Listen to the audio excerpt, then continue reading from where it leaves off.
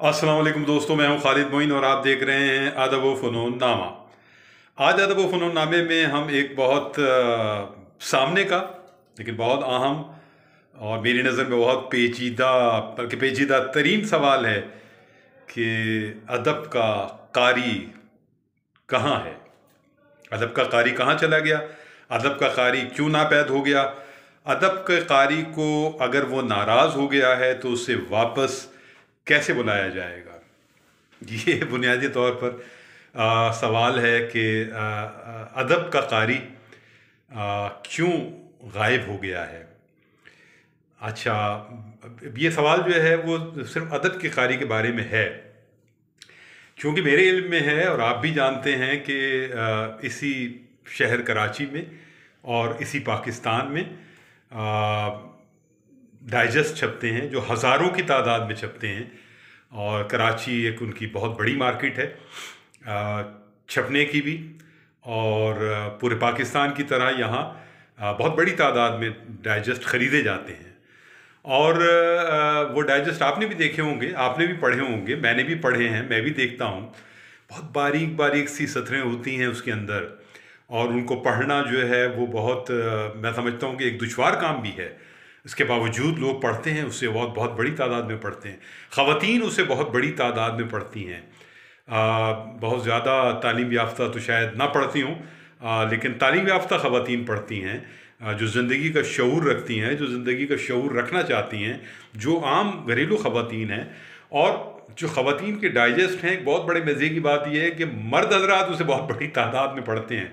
जी हाँ, ये एक अजीब नफ्सियाती बात है कि जो ख़वातीन के डाइजेस्ट छपते हैं, ख़वातीन के नामों से छपते हैं, जिनमें ख़वातीन के अफ़साने छपते हैं, नावल छपते हैं, नॉवलिट छपते हैं, खुतूत छपते हैं, शायरी की पसंदीदा शायरी छपती है, वो एक बहुत बड़ी तादाद में मर्द हज़रात पढ़ते हैं। ये एक अजीब नफ्सियाती मामला है।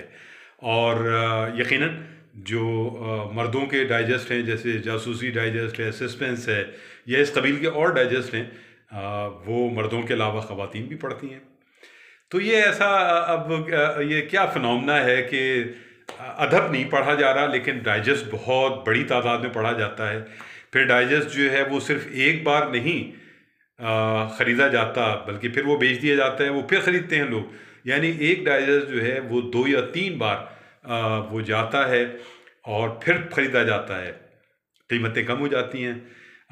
लाइब्रेरीज़ में डाइजेस्ट होते हैं, वो भी वहाँ से लिए जाते हैं, पढ़े जाते हैं। ख़ुद मेरे वालिद जो कि बहुत ही एक शुस्ता मज़ाक रखते थे, सबरंग उनको बहुत पसंद था, शकील आदिलज़ादा साहब का वो डाइजेस्ट, जिसमें कि वाक़तन अदब और दुनिया भर की जो फ़िक्शन है उसका एसेंस इत्र मौजूद होता था, और एक बहुत बड़ी मकबूलियत हासिल की सबरंग ने, और उसका इंतज़ार किया जाता था। और जब वो आता था तो मैंने देखा था कि बुक स्टॉल्स पर जो है वो लिख दिया जाता था कि सबरंग आ गया है, लाइब्रेरियों में लिखा जाता था। और वो भी हज़ारों की तादाद, लाखों की तादाद, लाख तक तादाद, शायद लाख से भी ज़्यादा तादाद उसकी इशाअत की पहुंच गई थी। और अब भी अगर सबरंग कहीं नज़र आ जाए आपको पुराने डाइजेस्टों में, तो सबसे पहले शायद सबरंग की तरफ हाथ बढ़ते हैं। तो क्या हुआ, सबरंग तो खैर बंद हुआ, वजूहात जो भी हैं वो ज़ाहिर अफसुर्दा कर देने वाली हैं, उदास कर देने वाली हैं।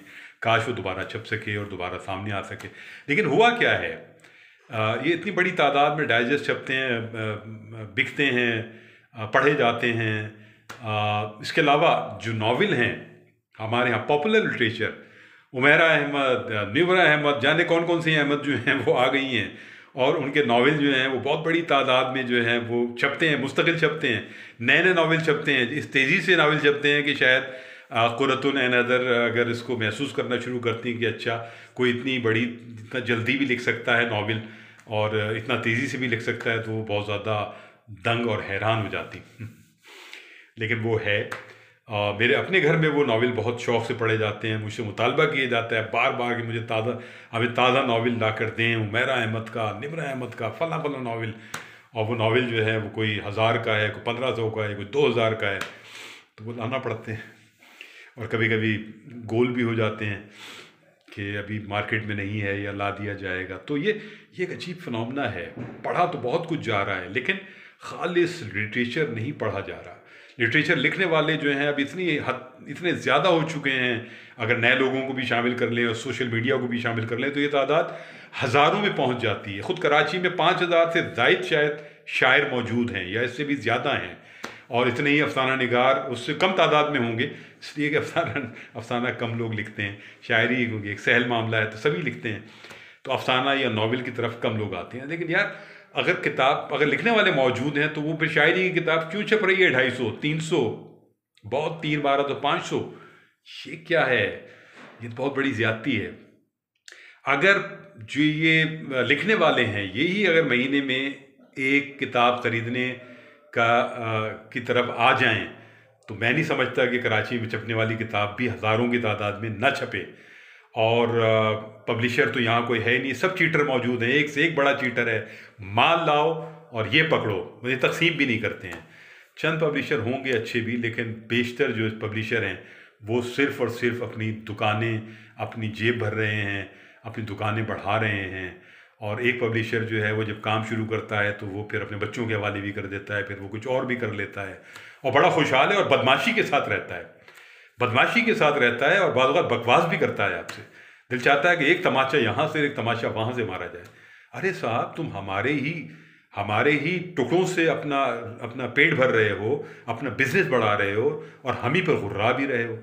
ये क्या बात हुई? ये कौन सा इंसाफ हुआ? शर्म आनी चाहिए आपको, शर्म आनी चाहिए, बहुत शर्म आनी चाहिए। और कुछ अच्छे काम भी करो यार। पैसा कब तक कमा लोगे? पैसे के साथ कुछ अपनी इज्जत भी कमाओ और कुछ नाम भी कमाओ। तो कुछ नहीं है तो तकसीम की तरफ ही आ जाओ, किताबें तकसीम ही कर दो। लेकिन यहाँ तो जो बहुत बड़े पब्लिशर भी हैं या बुक स्टॉल्स हैं उनके बड़े बड़े, तो वो भी अपनी किताब अपने बगल वाले दुकानदार को नहीं देते हैं। आएँ उनसे आप ले जाएं। अरे साहब, अब जो शायर बेचारे जो अपने आप में ही लिख रहे हैं, अपने आप में मस्त हैं, जिनकी मार्केट नहीं है, क्योंकि मार्केट वो कभी हो ही नहीं सके, तो उनकी मार्केट क्या होगी या उनकी मार्केट वैल्यू क्या होगी? कुछ भी नहीं है। तो बहुत बुरा आलम है। लेकिन सवाल तो हमारे अयाज महमूद साहब ने उठाया है कि कारी कैसे पैदा किए जाएं। अयाज महमूद साहब खुद बहुत अच्छे शायर हैं, इजरा के साथ वाबस्ता रहे, 10 साल से ज़्यादा इनकम टैक्स में एक बहुत बड़ी पोस्ट पर थे, अब रिटायर हो गए हैं। लेकिन बहुत पढ़ने लिखने वाले, सोचने वाले, सवाल करने वाले आदमी हैं। और अब उनका ये सवाल कि क़ारीन की तादाद कैसे बढ़ाई जाए, तो ये बहुत मुश्किल बात है जो मैं कम से कम उसका जवाब नहीं दे सका उनको। लेकिन उन्होंने कहा कि तालीमी इदारों में अगर ये ज़ौक़ व शौक़ पैदा किया जाए तो शायद कुछ करके ये क़ारीन की तादाद बढ़ जाए। तो मैं भी समझता हूँ कि तालीमी इदारे भी अब लेकिन वैसे नहीं रहे। ज़िंदगी का हर शोबा इन्हिताद पज़ीर हो गया, ज़वाल पज़ीर हो गया। सिर्फ अदब ही का मामला नहीं है। और बड़े बड़े राइटर्स जो हैं उनकी किताबें 500 नहीं पूरी छप पाती और बिक पाती। अहमद जावेद का उन्होंने ज़िक्र किया कि उनकी किताब भी 500 की तादाद में छपी है, जबकि दुनिया भर में उनके मोतक़दीन मौजूद हैं और शेर व अदब के अलावा उनके और भी हवाले हैं। वो सब अपनी जगह है। लेकिन आप अगर कोई अदाकार हैं और आप शायरी भी कर रहे हैं तो आपकी किताब बिकेगी। अगर आपकी वजह शोहरत कुछ और भी है तो शायद किताब बिकेगी, आपके क़ारीन पैदा होंगे। लेकिन बहरहाल बहुत सी चीज़ें तो खैर हो सकती हैं। एक तो ये कि पब्लिशिंग का इंतज़ाम खुद कुछ अहल लोगों के हाथों में हो, जो नो प्रॉफिट या थोड़ा प्रॉफिट लें, या चले बहुत प्रॉफिट लें लेकिन साथ साथ काम भी कर लें। इसी तरह तकसीम कार का मसला है कि तकसीम कार भी ऐसे लोग आएँ जो इस काम को बिज़नेस समझ के करें, लेकिन उसमें साथ साथ नेक नियति रखें, तो ये बड़ा भला होगा।